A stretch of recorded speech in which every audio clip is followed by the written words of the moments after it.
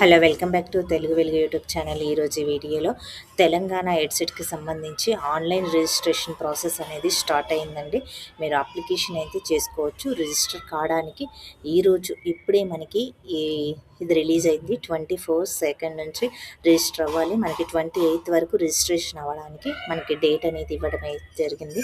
ఆ రిజిస్ట్రేషన్ ఏ విధంగా అవ్వాలి, మనము డాక్యుమెంట్స్ ఏ విధంగా అప్లోడ్ చేయాలి, అసలు స్టెప్ బై స్టెప్ ప్రాసెస్ ఏ విధంగా ఉంటుంది అనేది అయితే చూద్దాం. ఇక్కడ మనకి క్లియర్గా మ్యాప్ అనేది ఇవ్వడం అయితే జరిగింది. స్టెప్ బై స్టెప్ ప్రాసెస్ ఎలా ఫాలో అవ్వాలనేది కూడా ఇచ్చారు. మీరు దీన్ని అయితే ఫాలో అండి. ఫస్ట్ అయితే ఏ విధంగా రిజిస్టర్ అవ్వాలనేది అయితే చూద్దాం. రిజిస్ట్రేషన్ హియర్ అనేది ఉంది కదా, ఇక్కడ మీరు రిజిస్ట్రేషన్ హియర్ అని సెలెక్ట్ చేసుకుంటే ఇక్కడ మీ యొక్క హాల్ టికెట్ నెంబర్ ఎంటర్ చేయండి, మీ ర్యాంక్ కార్డు ఎంటర్ చేయండి. ఎంటర్ చేసిన తర్వాత మీకు లాగిన్ అనే ఆప్షన్ మీద సెలెక్ట్ చేసుకుంటే లాగిన్ అయితే అవుతారు. లాగిన్ అయిన తర్వాత మీకు ఇక్కడ step by step first registration మీకు డీటెయిల్స్ అన్నీ కూడా అడగడం అయితే జరుగుతుంది. తర్వాత మీరు మీ యొక్క నేము ఇవన్నీ కూడా మీకు అడగడం అయితే జరుగుతుంది. అవన్నీ ఫిల్ చేయండి.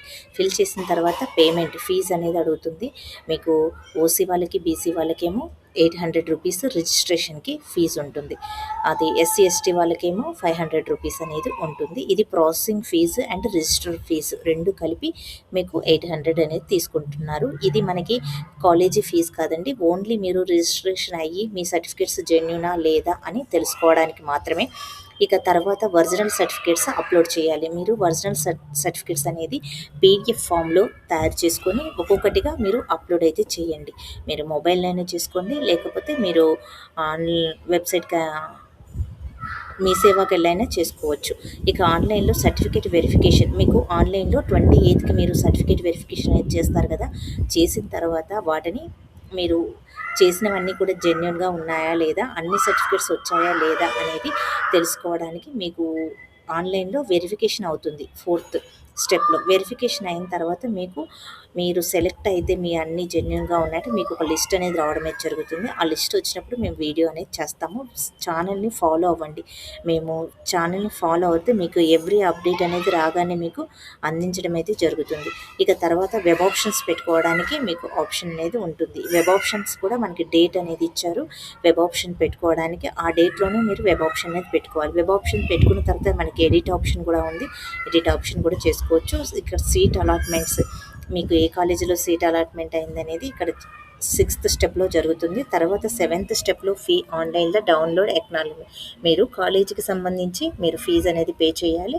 మీరు అప్పుడు ఫీ పే చేసిన తర్వాత ఫీజు రిసిప్ట్ అనేది తీసుకోవాలి. ఈ ఫీజు రిసిప్ట్ తీసుకున్న తర్వాత ఇక్కడ మీరు ఫీజు రిసిప్ట్తో పాటు మీ కాలేజీ మీ డాక్యుమెంట్స్ అన్నింటినీ కూడా తీసుకొని మీకు ఎక్కడైతే ఏ కాలేజీ అయితే అలాట్ అయిందో ఆ కాలేజీలో మీరు జాయిన్ అవ్వడానికైతే వెళ్ళాలి. ఇక వెరిఫికేషన్ ఒరిజినల్ సర్టిఫికేట్స్ అనేది 9th స్టెప్లో జరుగుతుంది.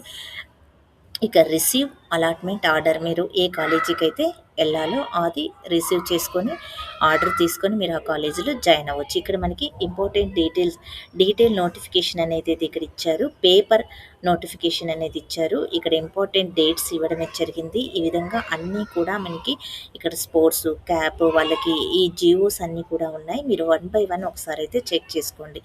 ఇక డీటెయిల్ నోటిఫికేషన్ అనేది ఇక్కడ చూడండి. ఇది సెలెక్ట్ చేసుకుంటే మీకు డీటెయిల్ నోటిఫికేషన్ అనేది రావడం అయితే జరుగుతుంది. మనకి నెట్ స్లోగా ఉంది, అందుకని కొంచెం టైం పడుతుంది.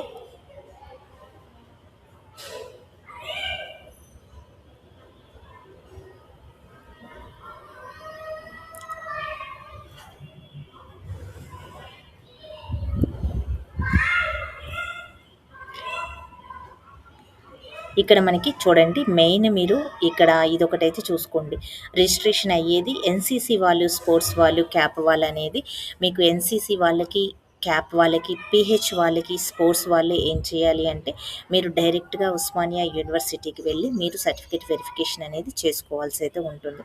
అదేవిధంగా లిస్ట్ మీకు ఎప్పుడు లిస్ట్ మీరు రిజిస్టర్ అయిన తర్వాత ఏ విధంగా ప్రాసెస్ ఉంటుంది అనేది అయితే చూడండి. ఇందులో మీరు రిజిస్టర్ అనేది అయిన తర్వాత ఇక్కడ పీహెచ్ 21st నుంచి 28th వరకు అయితే రిజిస్టర్ అవ్వాలి. రిజిస్ట్రేషన్ అయిన తర్వాత మీకు 28th నుంచి 31st వరకు అనేది మీకు ఈ ఎన్సీసీ వాళ్ళకి, క్యాప్ వాళ్ళకి పిహెచ్ వాళ్ళకి ఒక్కొక్క రోజు అనేది ఇచ్చారు. ఎన్సీసీ వాళ్ళకి అనేది 28th రోజు మీరే ఎన్సీసీ వాళ్ళు మాత్రమే వెళ్ళాలి. పిహెచ్ వాళ్ళు వెళ్తే ఆడ వెరిఫికేషన్ అనేది జరగదు. ఇక క్యాప్ పిహెచ్ వాళ్ళేమో 29th వెళ్ళాలి. అదేవిధంగా స్పోర్ట్స్ వాళ్ళేమో 31st రోజు అయితే వెళ్ళాలి. మీరంతా ఈ రిజిస్ట్రేషన్ అనేది అయిపోయిన తర్వాత ఇప్పుడు మీరు ఫస్ట్ 8th మీకు రిజిస్ట్రేషన్ చేసుకున్నాక మీకు సర్టిఫికేట్ వెరిఫికేషన్ కాదండి, ఆన్లైన్లో రిజిస్ట్రేషన్ అయిన తర్వాత మీకు వెరిఫై అయినట్టు మీకు క్యాండిడేట్కి మీకు లిస్ట్ అనేది మీకు విడుదలైతే చేస్తారు. మీరు జెన్యునా కాదా, మీ సర్టిఫికేట్స్ అన్ని కరెక్ట్గా ఉన్నాయా అనేది చెక్ చేసిన తర్వాత ఇక తర్వాత వెబ్ ఆప్షన్స్ ఫస్ట్ ఫేజ్ అనేది ఎప్పుడు ఉంటుందంటే 2/8/2026 నుంచి థర్డ్ ఈ 2 డేస్లోనే మీరు చేసుకోవాలి ఫస్ట్ ఫేజ్. తర్వాత సెకండ్ మీరు ఒకవేళ కాలేజెస్ మార్చుకోవాలి అని అనుకుంటే మీరు 4th రోజు ఎడిట్ ఆప్షన్ అనేది ఉంటుంది. ఎడిట్ ఆప్షన్ రోజు మీరు చేంజ్ చేసుకోవచ్చు. ఇక మీకు క్యాండిడేట్కి సంబంధించిన లిస్ట్ వెబ్ ఆప్షన్స్ పెట్టుకున్న తర్వాత మీకు కాలేజెస్ లిస్ట్ అనేది ఫస్ట్ ఫేజ్వి 8th ఆగస్ట్ రోజు మీకు విడుదలవుతాయి. తర్వాత మీకు కాలేజీలో సర్టిఫికేట్ వెరిఫికేషను, అదేవిధంగా మీరు ట్యూషన్ ఫీజు ఇవన్నీ కూడా కట్టడానికి 10th ఆగస్ట్ నుంచి 14th ఆగస్ట్ వరకు అయితే మనకు ఉంటుంది. ఇదండి మొత్తం మనకి కౌన్సిలింగ్, వెబ్ ఆప్షన్స్ అన్నీ అయిపోయిన తర్వాత సర్టిఫికేట్ వెరిఫికేషన్ అన్నీ కూడా ఇక్కడ మీకు ఇవ్వడం అయితే జరిగింది. మీరు ఇక్కడ ఏవైనా కానీ మీరు అప్లోడ్ చేసేటివి కరెక్ట్గా ఉన్న క్యాండిడేట్ మీరు ఏదైనా కరెక్ట్గా అప్లై చేస్తేనే దాంట్లో ఉంటాయి. మీరు రాంగ్ ఇన్ఫర్మేషన్ అనేది ఇస్తే అవి ఇనెలిజిబుల్ అనేది అయితే చేస్తారు. రిజిస్ట్రేషన్ కమ్ వెరిఫికేషన్కి సంబంధించి ఫీజు అండి 800 రూపీస్. ఇది రీఫండ్ అనేది కాదు, మీకు నాన్ రీఫండబుల్. ఒకసారి పే చేసిన తర్వాత రీఫండ్ కాదు. 500 రూపీస్ SC/ST క్యాండిడేట్ వాళ్ళకి. ఇక మీరు స్పోర్ట్స్ వీళ్ళందరూ కూడా యూనివర్సిటీకి వెళ్ళి మీరు ఒకసారి అయితే వెరిఫికేషన్ అనేది చేసుకోవాలి. సర్టిఫికేట్ వెరిఫికేషన్ అంటే మీకు పిహెచ్ వాళ్ళకి అనేది మనకి సర్టిఫికేట్ అనేది ఉంటుంది కదా, సదరన్ సర్టిఫికేట్. ఆ సదరన్ సర్టిఫికేట్ ప్రకారం మీరు చేసుకోవాల్సి అయితే ఉంటుంది. ఇక ఎలిజిబిలిటీకి కావాల్సినటువంటి సర్టిఫికేట్స్ చూడండి. మీరు ఇండియన్ నేషనల్ అవ్వాలి. ఇవన్నీ కూడా మీకు ఆల్రెడీ నేను వీడియోలో చెప్పాను, మళ్ళీ ఒకసారి అయితే మీరు చూసుకోండి. 85% అండ్ సీట్స్ అనేది లోకల్ వాళ్ళకి ఇస్తారు. 15% అనేది నాన్ లోకల్ వాళ్ళకి అనేది అన్రిజర్వ్డ్ వాళ్ళకి ఇస్తారు. అన్రిజర్వ్డ్ అంటే మీరు ఓయూ పరిధిలో ఉన్న వాళ్ళందరూ కూడా లోకల్ వాళ్ళు, ఓయూ కాకుండా తర్వాత ఉన్న వాళ్ళు వేరే స్టేట్స్ వాళ్ళు కూడా అన్రిజర్వ్డ్ కేటగిరీ కిందకైతే వస్తారు. మీరు స్టేట్లో 7 ఇయర్స్ అనేది మీరు ఎగ్జామ్ రాసినప్పటి నుంచి 7 ఇయర్స్ అనేది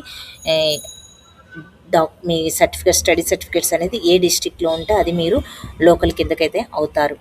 ఇదైతే మీరు గుర్తించండి. అవి కూడా మీకు స్టడీ సర్టిఫికేట్స్ అనేది కావాలి. ఆ స్టడీ సర్టిఫికేట్స్ మీరు ఇప్పుడు డిగ్రీ చదివారు కదా, డిగ్రీ నుంచి మీకు డిగ్రీ 3 ఇయర్స్, అదేవిధంగా 2 ఇయర్స్ ఇంటరు, 10th 9th వరకు అనేది మీకు బోనఫైడ్స్ అనేది ఉండాలి. అవన్నీ కూడా అప్లోడ్ అయితే చేయాల్సి అయితే ఉంటుంది. ఇక మీరు BA, BCom, BSc ఏదైనా సరే మీరు వీళ్ళందరూ కూడా ఎలిజిబుల్ అనేది ఇచ్చారు.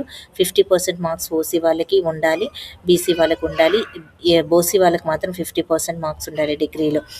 బ్యాచిలర్ ఆఫ్ ఇంజనీరింగ్ చేసిన వాళ్ళకి కూడా మీకు 50% మార్క్స్ అనేది ఉండాలి. ఇంజనీరింగ్ వాళ్ళు కూడా ఎలిజిబుల్ అండి ఇక్కడ. ఇంకా నాన్ ఎలిజిబుల్ అనే వాళ్ళు ఇక్కడ చూడండి, MBBS, BSc agriculture, horticulture, BSc architecture, BSc, BHMT, BPharmacy, LLB చేసిన వాళ్ళందరూ కూడా ఇన్ఎలిజిబుల్ అండి. నాట్ ఎలిజిబుల్ అని క్లియర్గా ఇచ్చారు, వీళ్ళు అనేది ఇన్ఎలిజిబుల్. ఇక మీకు SC, ST, BC వాళ్ళకి 40% మార్క్స్ వస్తే సరిపోతుంది. ఇవి ఉండాలి మీకు సర్టిఫికేట్స్లో. ఇవి ఉన్నాయా లేదా పర్సంటేజ్ అనేది చూసుకోండి, లేకపోతే నాట్ ఎలిజిబుల్ అనేది మనకి కండక్ట్ అయితే చేస్తారు. ఏజ్ లిమిట్ అనేది 19 ఇయర్స్ అనేది ఉండాలి. పిహెచ్ వాళ్ళకి NCC, PH వీళ్ళకి సర్టిఫికేట్స్ వెరిఫికేషన్ అనేది ఇక్కడ చూడండి ఓయూ క్యాంపస్లోనే జరుగుతుంది, మనకి ఇచ్చారు. ఇక మీరు అప్లోడ్ చేయవలసినటువంటి రిజిస్ట్రేషన్కి ఫిల్లింగ్ అప్లికేషన్లో కావాల్సినటువంటివి ఇక్కడ ఎడ్సెట్ అనేది ర్యాంక్ కార్డ్ అనేది కావాలి. డిగ్రీ నుంచి ఒరిజినల్ PC ప్రొవిజనల్ సర్టిఫికేట్ అనేది ఉండాలి. ఇక మార్క్స్, క్వాలిఫికేషన్ మార్క్స్ అనేది ఉండాలి. ఇక్కడ 10th ఇంటర్కి సంబంధించిన బోనఫైడ్స్ అనేది ఉండాలి. మెమో ఉండాలి, బోనఫైడ్లు ఉండాలి. ఇక equivalent SSC study certificate, date of birth కోసము బోనఫైడ్స్ అనేది ఉండాలి. 9th క్లాస్ వరకు, 9th నుంచి డిగ్రీ వరకు గ్రాడ్యుయేషన్ అండి. మీరు 9th నుంచి డిగ్రీ వరకు గ్రాడ్యుయేషన్ సర్టిఫికేట్స్ అనేది ఉండాలి. ఇక 7 ఇయర్స్ లోపు ఉన్న వాళ్ళేమో మీరు ఇది రెసిడెన్సీ సర్టిఫికేట్ అనేది తీసుకోవాలి. 10 ఇయర్స్ అనేది ఇక్కడ మీరు నివసించి ఉండాలి. ఈ విధంగా మీరు చూసుకోండి. ఎంప్లాయీ సర్టిఫికేట్ వీళ్ళందరూ కూడా ఇక TC అనేది ఉండాలి. Transfer certificate. ఇక ఎస్సీ ఎస్టీ బీసీ వాళ్ళకు వీళ్ళందరికీ ఎంఆర్ఓ దగ్గర నుంచి తీసుకోండి. ఇన్కమ్ సర్టిఫికేట్ అనేది ఉండాలి, ఆధార్ కార్డ్ అనేది ఉండాలి. ఇన్కమ్ సర్టిఫికేట్ కూడా మీరు ఈ ఇయర్లో తీసుకున్నది అయితే ఉండాలి, జనవరిలో తీసుకున్నది. ఇవన్నీ కూడా మీకు ఇవన్నీ ఉన్న వాళ్ళు మీరందరూ కూడా అప్లై అయితే చేసుకోవచ్చు, రిజిస్ట్రేషన్ అనేది చేసుకోండి. మీరు మళ్ళీ తర్వాత మీరు కాలేజీ అలాట్ చేసుకున్న తర్వాత అప్పుడు మీరు కాలేజీ ఫీజు అనేది ఇయర్ ఫీజు 13,500 రూపీస్ అనేది మీరు పే చేయాల్సి అయితే ఉంటుంది. కాలేజీ ఫీజు వేరే ఉంటుంది, కాలేజీలో రిజిస్ట్రేషన్ ఫీజు, ట్యూషన్ ఫీజు అన్నీ కూడా ఇక్కడ విల్ బి మ్యాండేటరీ అనేది అయితే ఇచ్చారు కదా, ఇవన్నీ కూడా ఫస్ట్ ఫేజ్ సెకండ్ ఫేజ్ అనేది జరుగుతుంది. ఈ ఫేజ్లో మీరు చూసుకోవచ్చు. అన్రిజర్వ్డ్ వాళ్ళకి 15% సీట్స్ అనేది ఉంటాయి. ఇవన్నీ కూడా ఒకసారి మీరు అయితే రీడ్ చేయండి. ఇదండి ఈ వీడియో. మీకు ఈ వీడియో నచ్చితే లైక్ చేయండి, షేర్ చేయండి, హైప్ ఆప్షన్లో పాయింట్స్ అయితే ఇవ్వండి.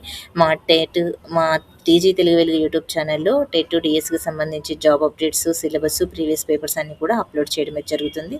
ఛానల్ని ఫాలో అవ్వండి. Thank you. అందరూ కూడా లైక్ చేయండి.